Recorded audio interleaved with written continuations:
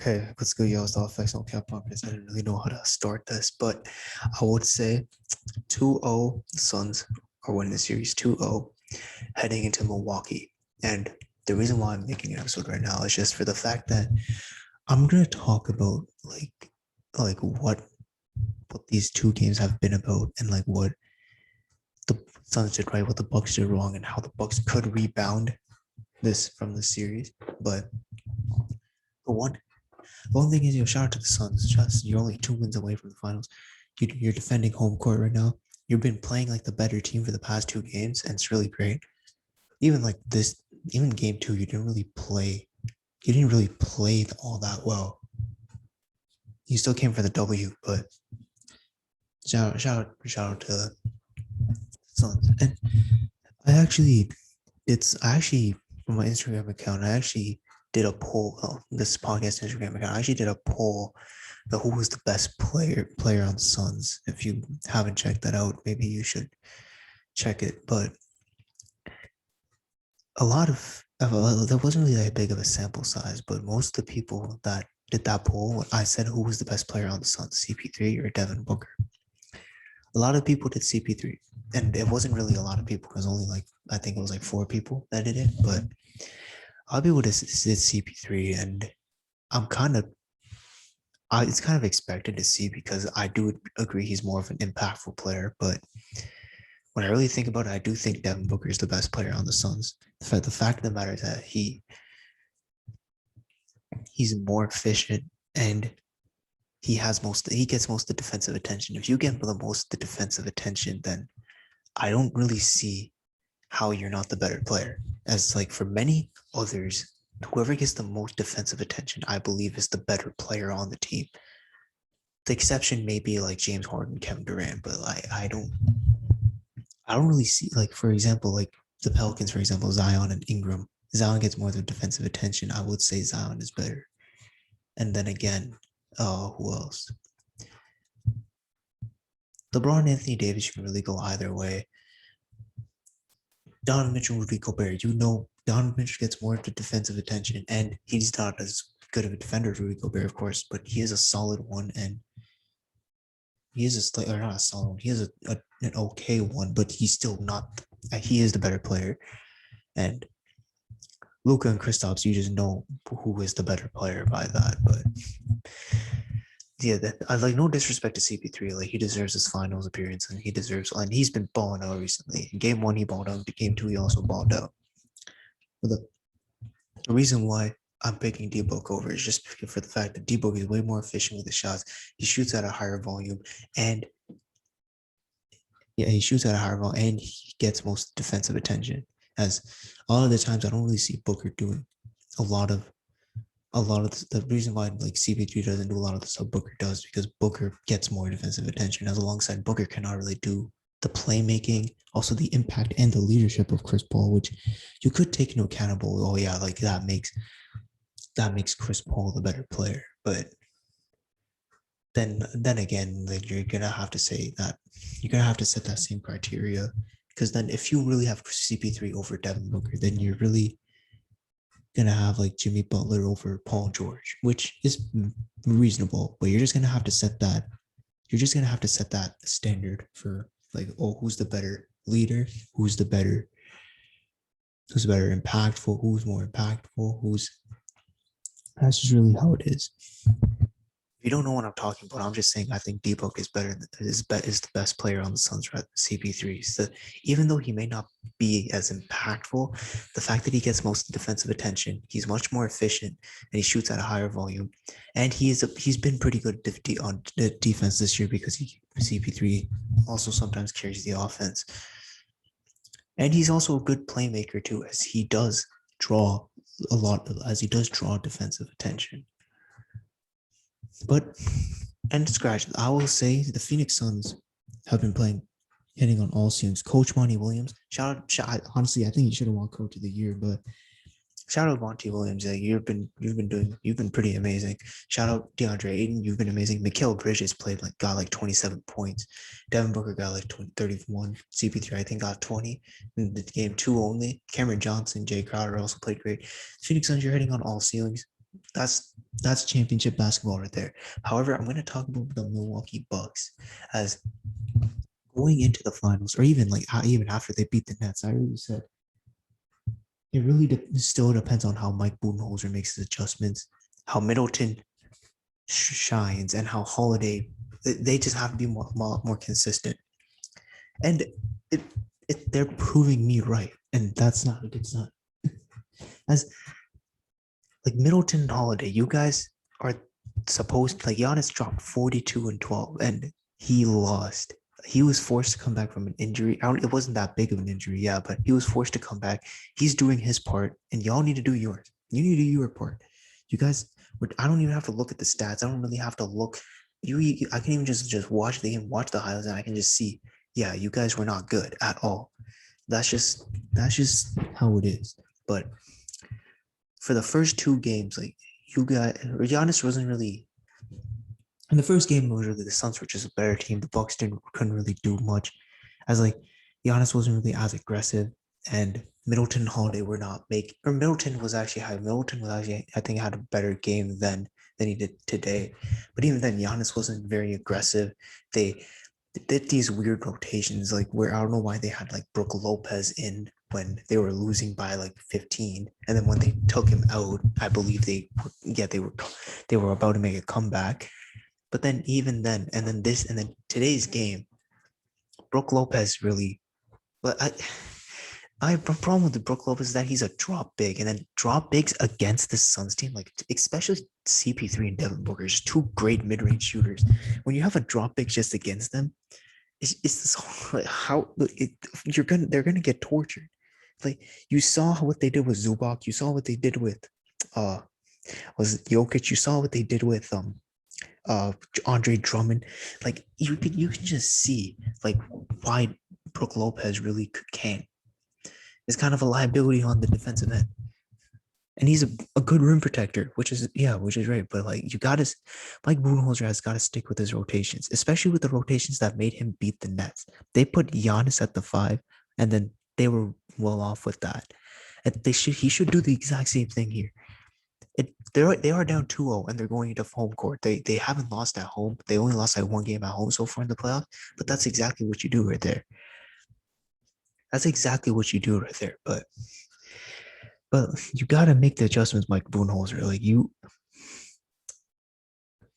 Like this team, it would probably win a championship. It's just your adjustments aren't good. Like I do like it sometimes when they put Bobby Portis and then PJ Tucker at the 4 and Giannis at the 5. But then even then, it's really I don't know. Okay, even then, like sometimes it's not really like that. They're versatile at all. As the Phoenix Suns just stomp all over them, and then they got to make these adjustments that help them beat the Nets, which is put Giannis at the 5, that like limit Brook Lopez's minutes alongside with put PJ Tucker and Bobby Portis in the 4, and then if you're much more efficient with that, then might as well have that for most of the game, especially in crunch time. And then this is how this is how the game went out today. In game 2, you were making the Phoenix Suns you were forcing the Phoenix Suns to shoot threes, which was fine. And they only made like 8 in the first half. And then like you were pretty versatile on the high pick and roll. So Booker and Chris Paul couldn't hit most of their mid-range shots. And then with that, you were only down by 3 points. Middleton and Holiday were having a bad game. Giannis was going off. You were only down by 3 points. I don't know why the second half you just went like you started to become more allergic to that. You just hated the idea, and then you just went away with it. And then the Bucks just completely collapsed. The Suns just took advantage of that, which is how championship teams play. How Monty Williams is a really great coach. This is why how Mike Budenholzer, like if you're out, you're probably not listening to this, but still, like, you gotta make the right adjustments, especially. And then I'm not gonna put every single blame on Mike Budenholzer, which is what I will get to that in a second. But you gotta make the right changes. If you see a plan is working, do that plan. And if it doesn't work, and then if it doesn't work, just don't do it at all. You've seen how it does. You see how it works throughout the game, just continue what's working, and just don't do what's not. So if Brook Lopez is if they're bullying Brook Lopez, don't put Brook Lopez at the 5. Put Giannis at the 5. And yeah, you may not have success with the entire series, but if that doesn't happen, figure something out and put like out pop Bobby Portis at the 5, maybe. Maybe putting Brook Lopez at the 5 so does some solutions, but you gotta have to make him. You gotta get more consistent buckets on the opposite side, which is the point I'll get to next with Chris Middleton and Drew Holiday. Chris Middleton and Drew Holiday. You guys are supposed to be the shot creators, the closers for Giannis, as Giannis is like not Shaq, but Giannis is that dominant inside presence. You got to be those elite shot creators, the closers, those great perimeter score. You guys got to be that. Chris Middleton, you're supposed to be the championship number 2. You're supposed to be the championship number 2. You're supposed to be the guy that they go to when Giannis is not really as effective, and you're supposed to do your part, and you haven't done it. You haven't done it, and you're very inconsistent. You probably might go for 40 in the next 2 games. Like, you got to be way more consistent because this team does not take. They don't take any bad games. This team hits on all ceilings every single time. Like, even if their stars aren't good, they probably will find a way to win the game. This team is really well coached. Middleton, you're gonna have to be amazing. You're just gonna have to be like, and you probably will be because you're very inconsistent. But even then, this team can take advantage. You just gotta be way more. You're supposed to be the championship number 2. Giannis did his part. He's coming from an injury. He did his part. You're supposed to be the guy that drops in like a 20 to 25, and like off good efficiency, of course. And you're not doing that at all. And I'm not really a Bucks fan. I'm just saying I'm just disappointed. Like, how the hell? Like, I'm not really disappointed because I'm a Bucks. I'm just disappointed as a fan for just saying, like, you're not really making this finals a lot better. You're making this a lot worse. And Drew Holiday,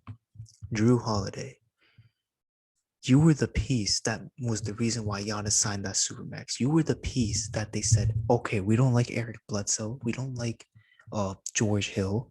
Let's add a good 2-way guard, a good combo guard. And you were good. You were like, you're really good on the defensive end, which I believe you should have been Defensive Player of the Year. But when you really think of, but you're not really doing anything on the offensive side. Like, even like this entire playoffs, you haven't really been consistent. Like, even when you are playing good, it's either Middleton or Giannis isn't good. Like, you're just very like off guard with the team, which is kind of sad considering you were supposed to be the piece to take them to the next level. You were supposed to be the piece that helped Giannis stay, and you were the piece that helped Giannis stay. But you're not playing like the piece you were touted to be when they traded for you. They traded for you for a reason. They gave away how many picks? Like 3 to 5 picks just so that they can have you on the team. And I know draft picks are overrated, but still, like, they gave away a lot of their future just so that they can have this opportunity to have you, and you haven't been doing it. And also, what kind of the worst part is that I know they are down 2-0 and they can still come back, which I explained how they can come back. But, and also, yeah, it's something to add there. Like, if the Suns have a serious injury, maybe this Bucks can come back. But even then, they're very well coached, so they can probably cover it up. But even then, what if the sad part about this team is, like, if they really wanted to win a championship, it would have to be this season. Think about all the teams that we all thought were like the contenders, the big teams that would come out of the East and West. So we have the Lakers, Clippers, Nets, Bucks, and Philly. So this is how it is. So from the East itself, let's start from there. The only 2 problems you had going into the East were, I'll throw Miami. Oh, fine, I'll throw Miami in that because people did think they can make a run and upset the Bucks. So I'll just throw Miami there too. So you had the Nets, Philly, and the Heat. You got through the Heat. You got through the Nets. You got through the Nets, you beat them, and Philly was already gone. They proved they weren't contenders. And then you make it to the finals. Great. However, however, on the other side, you had the Lakers and you had the Clippers. Both of them got knocked out. And now you're up against the same team that beat the Lakers and Clippers, and they're up 2-0 against you, and it's not looking good for you guys so far. This is sad. If there was a year you would win a championship, it would definitely have been this. It's only this year, unless the Bucks do a big move in the free agency, but or like in the trade, they make a huge trade, but with this team, such as like Giannis, Chris Middleton, Drew Holiday, Mike Budenholzer, Brook Lopez, like just all those guys. If there was one season where you have to win a championship, it's this one. Like it's your championship to lose. You can't. You were touted to be the champ. You were touted to be a championship favorite going into the season. After a disappointing season last year, people were like, "Oh, is Milwaukee actually good?"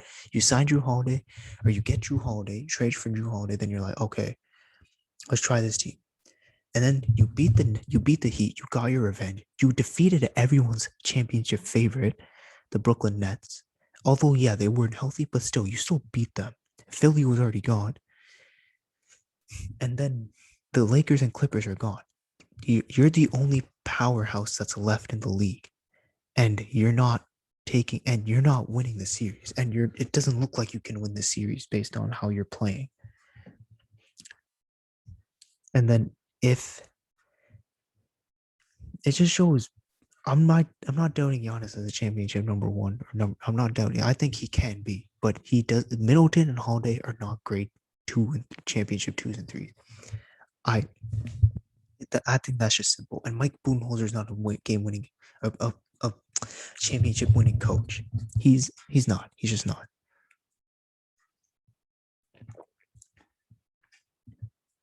Also, one thing to point out: you really got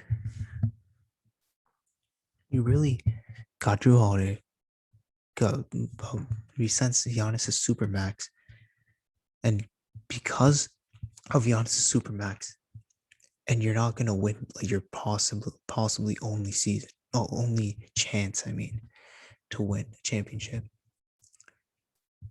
Giannis might consider leaving, and I know that's gonna be like years down the drain, but if the Nets are back healthy, if the East is getting better and you're not getting any younger,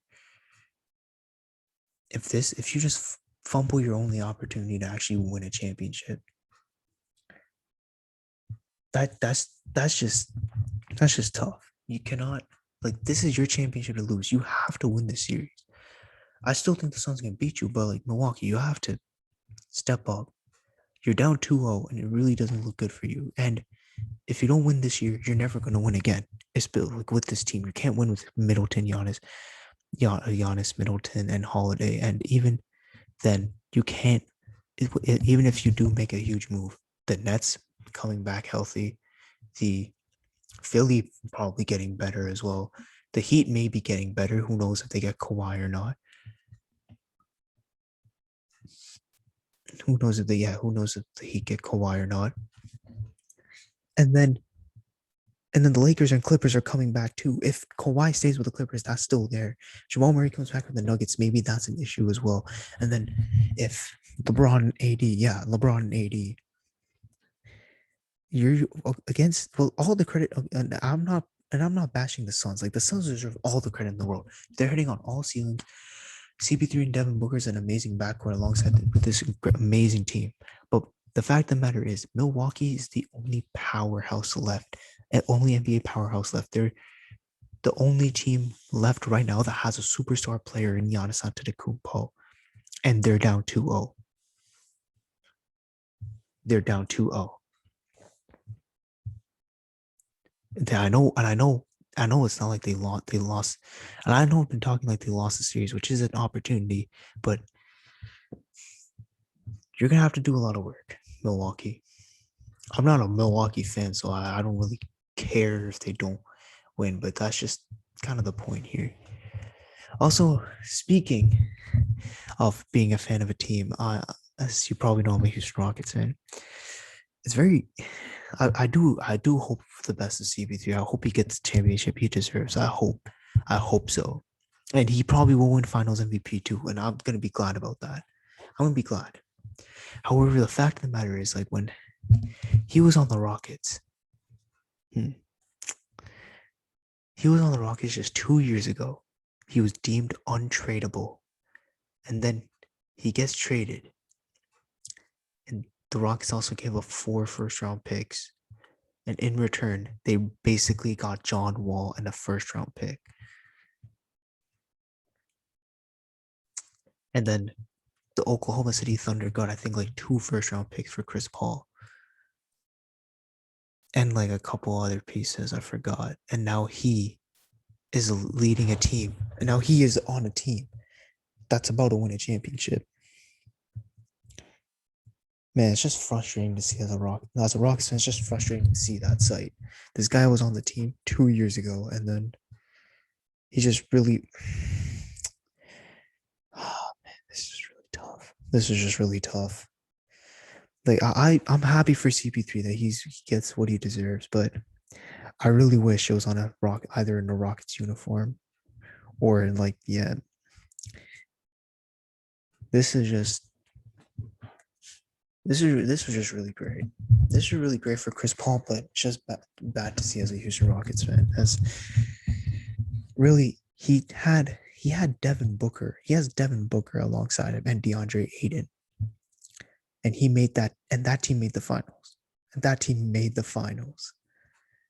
But so it just could have shown James Harden, Clint Capella, basically honestly the same team. Like Mikal Bridges was probably like I don't know, Trevor Ariza and who else is on that? Jay Crowder's like a PJ Tucker. Like this is just sad just to see. If anything, like it shows that a hamstring injury away, they probably would have made the finals. They probably would have made the finals, but then the next year after, Chris Paul, like the team, like Trevor Ariza wasn't there. Chris Paul wasn't really that good in the playoffs, and then his contract seems untradeable. And then you, oh man, and then the funny, and then now the thing is, like, it's not like it's like he couldn't really work with James Harden just because for the fact that Chris Paul needed to go to a young team that just needed a veteran piece to like, okay, if we're gonna make the playoffs, we need a veteran player. And then now Chris Paul became that veteran player, and they're in the finals. The fact that James Harden just wasn't was James Harden just didn't want CP3 to be that leader on the team because it was the Houston was his city, and it really just shows that like Houston's talk culture was just very toxic, and how James Harden and like all the guys that just went there, CP3, Russ, they all hated how the Rockets enabled James Harden. That like they just wanted out. And also James Harden himself was like, if you don't trade CP3, I'll request a trade. Because they didn't really have good.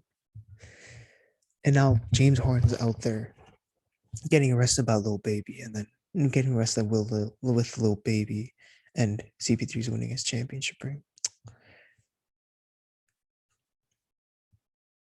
And the thing is, like, James Harden's not rotting Houston. Like, he's in Brooklyn right now, which is completely fine because if they were healthy, they probably would have won a championship. But it's just a Rockets thing. It's just to see those guys on different teams balling out. And I'm happy for them for doing so. But it's just sad to see that like how could this not happen in Houston? And Clint Capella's gone too. PJ Tucker's gone. Trevor Ariza's gone.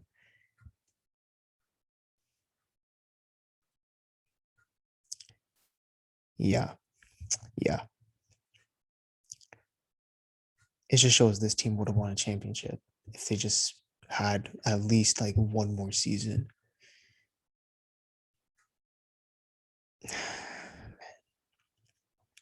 By the way, shout out to the Tampa Bay Lightning for winning the Stanley Cup.